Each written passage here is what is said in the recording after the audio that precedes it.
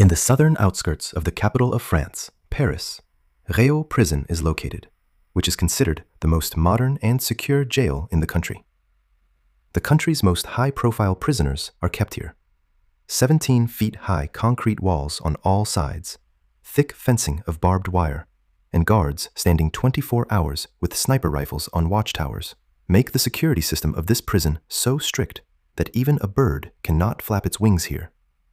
The most special thing about this jail is that anti-helicopter netting is spread all over above it, meaning from the ground to the sky, every activity is under the watch of security. Because of such strong arrangements, it was considered impossible for any prisoner to escape from this jail. But on July 1st, 2018, something happened here that no one could have imagined, even in their dreams.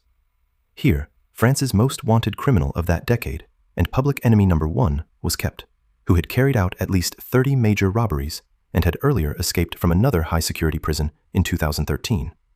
That is why he was kept in this impossible-to-break prison under extra security. On July 1st, 2018, at around 11 o'clock in the morning, he was brought to the visiting room to meet his brother. His elder brother was explaining to him that he should reform himself while staying in jail and now walk on the right path. But suddenly, a loud sound coming from the sky shook the entire courtyard. A helicopter breaks through the prison's security and lands in the courtyard. 2 masked men jump out of it, holding AK-47 weapons in their hands, and then, in a completely filmy style, breaking doors. Within just a few minutes, they seat that most wanted criminal in the helicopter and disappear into the sky. France's most dangerous criminal had escaped from jail in broad daylight in front of everyone. This is the story of Redoine Faïd, who is called the criminal of the century in France. A gangster who learned crimes by watching films, and then, in a completely filmy style, carried out one of the world's strangest jailbreak incidents. Redoine Faïd's spectacular prison break last July made headlines across the world. Faïd was serving a 25-year sentence for masterminding a failed robbery. Now, thousands of police officers are continuing a manhunt for the convict who dramatically escaped from a French prison.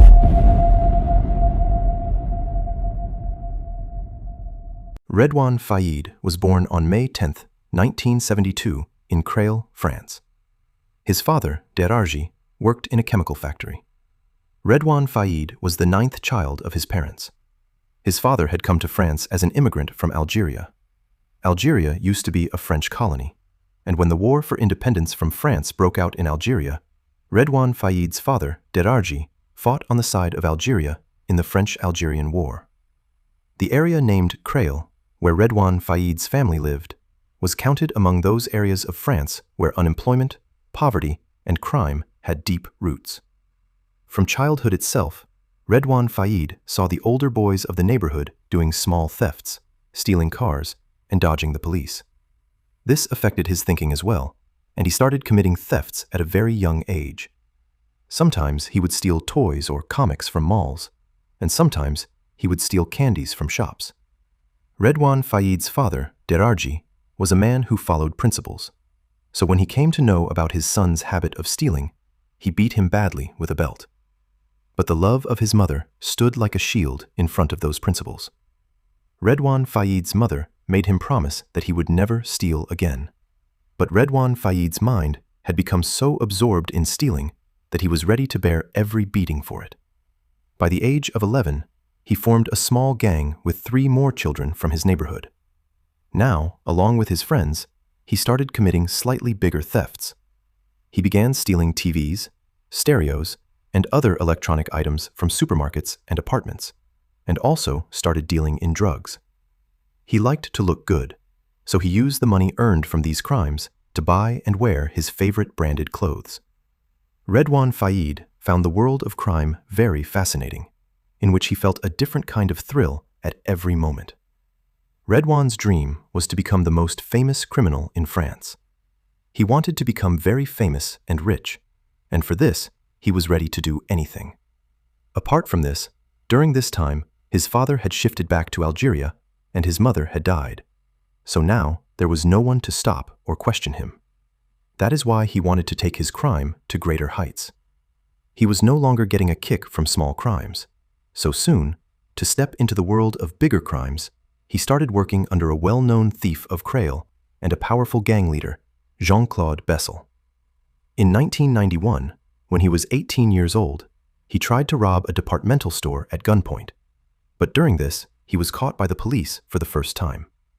But since his age was less at that time, and he did not have any major criminal record, the police released him with a warning.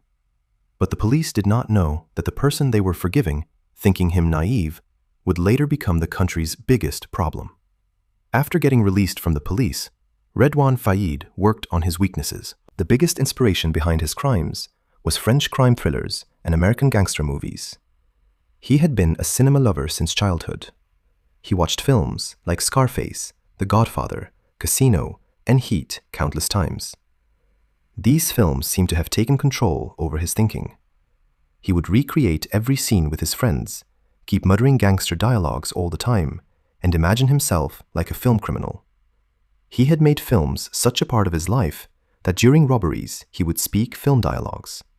Once, during a robbery, while threatening a bank teller with a gun, he spoke a dialogue from the 1984 film Mizreen. "Stay quiet. Do what I say. I have no complaint against you. I only want the money. Think about your children." From that one robbery, Faïd and his group got 2,400 francs, which was more than their decade of small thefts. He even took ideas from films to spend this money, so that he could live according to the character he had created. This passion and mindset made him different from ordinary criminals, and by the end of the 1990s, his name echoed across France. He had become one of the big armored car hold-up men, jewelry thieves, and bank robbers of France. Gradually, his crimes kept getting bigger. In every crime, he either recreated a scene from a Hollywood action film or spoke some dialogue from a film while committing the crime. Once, he and his team robbed a jewelry store in Cailles. During this, all of them had worn rubber masks of famous political leaders' faces. This was exactly like the film Point Break. While leaving after the robbery, Redoine Faïd spoke a dialogue from that film. Thank you very much, ladies and gentlemen, and please don't forget to vote. However, during this time, Faïd did not harm any person. During robberies, he often adopted non-violent methods. Faïd considered stealing as an art and believed that bloodshed would ruin his art. Before every robbery, he would make a complete plan, anticipate the police response, and keep escape routes prepared. He was the leader of his gang, and his gang members used to call him Doc or Brain. Before every incident, Redoine used to explain everything to his gang as if he was taking a class. During this time, in 1995, the film Heat was released. This film was also about gangsters, and Faïd liked it so much that he watched it more than 100 times. He absorbed every single scene and every dialogue of the film within himself. 2 years after the film's release, in 1997, Faïd and his companions attacked an armored truck wearing hockey masks. This was exactly like how Robert De Niro's gang had done in the film Heat. After taking control of that truck, he and his companions started taking out cash and gold from it and loading it into their car. But the cash was so much that before they could collect it completely, the police arrived there. Firing started from both sides, but Faïd and his gang members somehow managed to escape. After carrying out the incident, the police went after him intensely. He felt that staying in France was no longer safe, so he first went to Switzerland and then to Israel. In this way, he kept dodging the police for about 2 years, but in 1998, the French police finally tracked him down and presented him before the court. The court sentenced him to 30 years and sent him to Moulins-Isur prison. But even in jail, he lived so freely as if he were in his own home. Along with this, he was a magician of words. With his big talks, he could influence anyone. His charisma was such that inside the jail, not only other prisoners, but even the jail guards were impressed by him. Because of his good behavior, he served only 10 years in prison and was released on parole in 2009. After coming out of jail, one thought kept coming to his mind again and again, that he had not become as famous as he wanted to be. That is why he decided to write a book on his crime-filled life. He started writing a book named Outlaw with journalist Jérôme Pierrat. Apart from this, he also started appearing in front of the media and began describing his crimes with a heroic touch. One after another, he gave many TV interviews where he repeatedly emphasized that jail had reformed him. In one interview, he said, "My demons aren't asleep, they are dead." Faïd had learned ways to commit crimes from films, but now he wanted filmmakers to learn from him how gangster films should be written and made. He used to say, "My experience is very important. If scriptwriters want realism, then they need experience like mine." While he was doing all this, giving interviews and building his fan following, around the same time in 2009, his book Outlaw got published in the French language. In it, he had described his thefts and robberies in a completely cinematic style. Very soon, this book became so popular among people that it turned into a bestseller, and Redoine Faïd started living the life of a celebrity. People became crazy to take photos with him and get his autograph. Now Redoine Faïd was getting everything he wanted. But even after this, stories of robbery and deception kept revolving in his mind. He could not sit peacefully at one place. Crime kept pulling him like a magnet. In such a situation, while he was appearing on TV and promoting his book by claiming himself to be reformed, at the same time, his gang, under his guidance, was planning a major robbery. After planning, on the morning of May 20th, 2010, his gang set out to rob an armored truck carrying $16 million in cash. But this robbery failed, and the police went after them. After some time, continuous firing started from both sides. During this, in the police team, there was also a 26-year-old female officer, Aurélie Fouquet. During the firing, she was shot and died. This was the first time in France that a municipal policewoman died during duty. After this incident, chaos spread across the entire country. People's sympathy for Aurélie Fouquet was even greater because she had become a mother just a few months earlier. After this, at Aurélie Fouquet's funeral, the then President of France, Nicolas Sarkozy, said in anger, "Standing before Aurélie Fouquet's coffin, I say this: those responsible for this crime will be punished with full severity." Redoine Faïd was so cunning that even during this time, he was appearing on TV shows like an expert and giving his opinion on the incident of the police officer's death. He was behaving as if he had nothing to do with this incident, but in the police investigation, his name was coming at the top. After this, while the police were trying to find Faïd, at the same time, he was carrying out another robbery. He was robbing an armored vehicle near the northern city of Arras in France. To catch him, the number of police forces was increased, and the police worked day and night and finally caught Faïd along with several of his companions in a sting operation. From his pocket, the police found 2,000 euros whose serial numbers matched the money looted in Arras. After this, he was charged with robbery and the murder of Aurélie Fouquet. Although he had not fired the shot at Fouquet and was not even proven to be present at the crime scene, the government prosecutors described him as the organizer and instigator of that crime. In both cases, the court found him guilty and in 2012 sentenced him to 53 years in prison. At that time, he was 40 years old, and in such a situation, this punishment was like a life sentence for him. He was kept in a high-security prison where he lived like a hero. People were amazed hearing his stories, and he also narrated his tales like a film story. But along with this, he also remained very calm so that no one would suspect his intentions. In his mind, he was planning to get out of jail. Then came the morning of the 13th of April, 2013, when guards were taking Faïd to meet his brother. At that time, he had a bag in his hand. The guards thought that it contained dirty clothes, but they did not know that inside that bag there was not clothes, but a loaded gun, a lighter, and an explosive substance called PETN, which had somehow been sent to him by his wife, hidden inside tissue paper while bypassing security. As soon as he reached the visitation chamber, he took out a handgun from the bag and fired at the ceiling to scare the guards. After this, he took 4 guards hostage. He was so clever that he tried to manipulate them by saying, There is no need to become a hero for 1,300 or 1,400 euros. The job you are doing is not worth it. Think about your family. Think about your children. After this, he took out a bundle of explosives from his bag and blew up an armored door. But the security of this prison was so tight that he had to blow up 5 such doors. Somehow, he blew up 4 more doors as well. By now, a lot of security had gathered near the final gate because of the gunfire and explosions. So Faïd placed the guards he had taken hostage around himself as human shields, so that the other guards and the snipers sitting in the watchtowers could not aim at him. Seeing the guards in front, the snipers remained helpless and could only watch, and he managed to escape from the prison. After this, Faïd took those guards towards the highway, where a car was waiting for them. He released 3 guards and kept one with him until he was sure that no one was following him.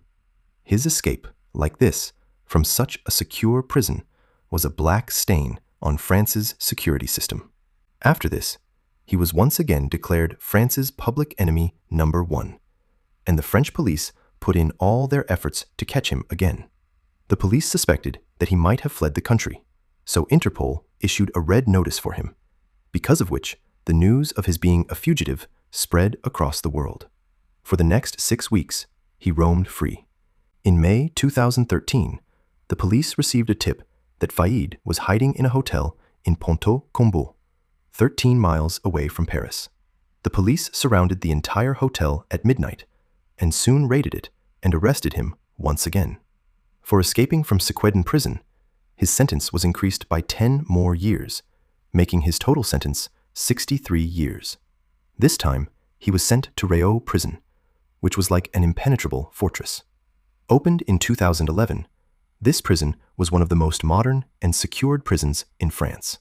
Its security was so tight that not only escaping from here, but even thinking about escaping was like inviting death. This prison was surrounded on all sides by 17-foot-high concrete walls, above which there was strong fencing of barbed wire. All around the prison, guards were deployed 24 hours on watchtowers with modern weapons. The most special thing about this prison was that anti-helicopter netting was spread all over above it, which meant that no prisoner could escape not only by land routes, but also by helicopter. Because of such strict arrangements, some of the most dangerous criminals of the country were kept here. Since Redoine Faïd was a very cunning criminal and had escaped from prison before, his security was made even stronger. He was kept separate from other prisoners in the highest security cell of the prison. Despite such strict security and constant surveillance, ever since Faïd came to Redoine prison, he had been looking for weaknesses and opportunities in the prison. Whenever he was brought out of his cell, he would carefully observe every place, every security detail, and every arrangement, and look for loopholes to escape from prison. Outside, his gang was also preparing to get him out. By now, he had spent about 5 years in this prison, and during this time, he and his gang had prepared a complete plan to get him out. During this time, one day, the prison authorities saw a drone flying over the prison. They immediately became suspicious that it might be connected to Faïd. They thought that maybe some of his associates outside were surveying the prison's security using a drone in order to free him. In June 2018, the prison authorities immediately requested the High Command to transfer him to another prison. But the country's central administration replied that the transfer would take place in September. They did not know that by then it would be too late, and they would later regret this decision. On July 1st, 2018, Faïd was brought to the visitation chamber to meet his brother Ibrahim. On one hand, he was talking to his brother, while on the same day, at some distance from the prison, his accomplices had already started working on the plan to get him out of the prison. A 65-year-old flight instructor, Stéphane B., was approached by 2 men posing as students, who said that they just wanted to see how a helicopter is flown. For this, they were even ready to pay Stéphane B. 500 euros. Stéphane agreed and took both of them in the helicopter and flew into the sky. During the flight, Stéphane found it strange that both of those students had changed their appearance. They were wearing wigs, black ski masks, and paramilitary combat gear. But Stefan did not pay much attention and continued his work. After flying in the sky for some time, Stefan was told to land the helicopter in a field and turn off the engine because one more of their companion was about to arrive. After landing the helicopter, both of them went towards the edge of the field to use the toilet, while Stefan stood near the helicopter. A few seconds later, when Stefan turned back, he was shocked. Those two men who claimed to be students and their third companion were standing pointing AK-47s at him. In reality, they were Redoine Faïd's brother and nephew, who had set out to free him from prison. After this, they told Stefan that they were going to free Redoine Faïd from prison, and that he had to fly the helicopter over the prison. Although above most parts of Rayo prison, there were Kevlar wires installed so that no helicopter attack could happen, near the prison gate, there was a small, three-sided courtyard where this security was not present. However, no modern helicopter could land in such a small space, but Stefan Bai's old helicopter was perfect for this job because its rotor blades were quite small. This is why Redoine Faïd's companions had chosen that helicopter. All the preparations were complete, and now it was time for action. When Stefan Bai hesitated to follow their instructions, one of the hijackers said, "Don't act foolish. If you don't obey, the consequences will be bad. One of our men is standing outside your house. If you make even the slightest mistake, your wife and daughter will have to pay the price." Stefan got scared and started flying the helicopter according to their instructions. Around 11:18 in the morning, the prison security guards saw this helicopter flying over the prison compound. After some time, the helicopter landed in the courtyard. Two hooded men wearing ski goggles got out of the helicopter holding AK-47 rifles and other equipment in their hands. The masked attackers were wearing fluorescent armbands marked police so that the prison authorities could be confused. They threw smoke bombs and tear gas canisters towards the nearby buildings and started moving towards the place where Faïd was meeting his brother.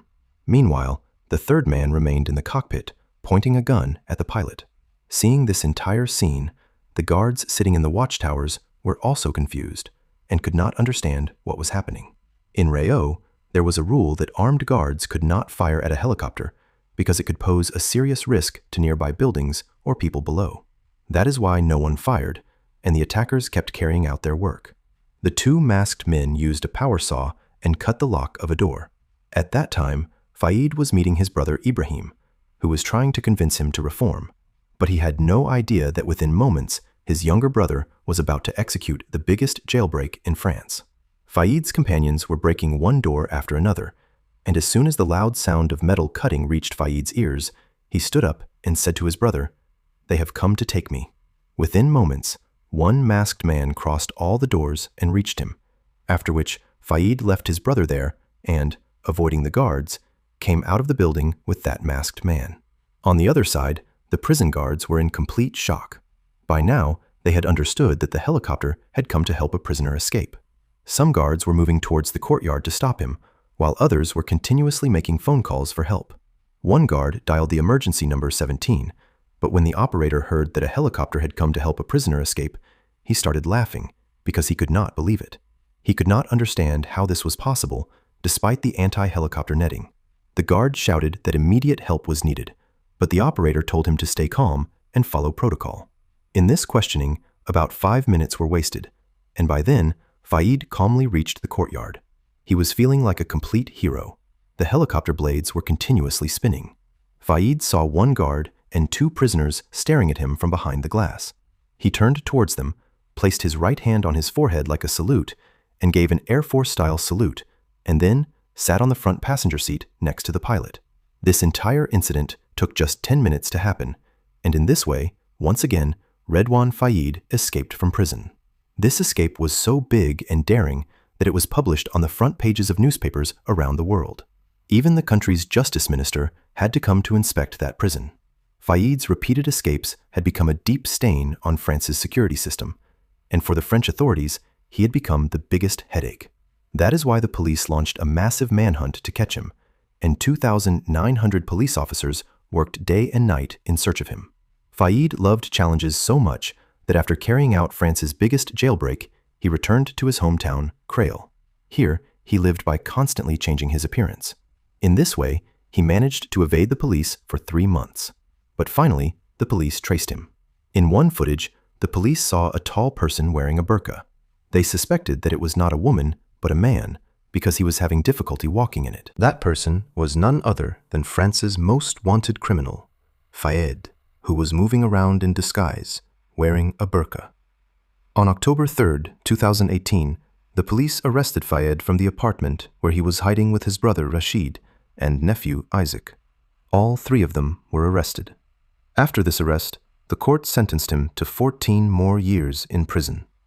After escaping from prison twice in such clever ways, this time, Faïd was kept in a maximum security prison near the Belgian border in Vendôme-le-Vieil under solitary confinement.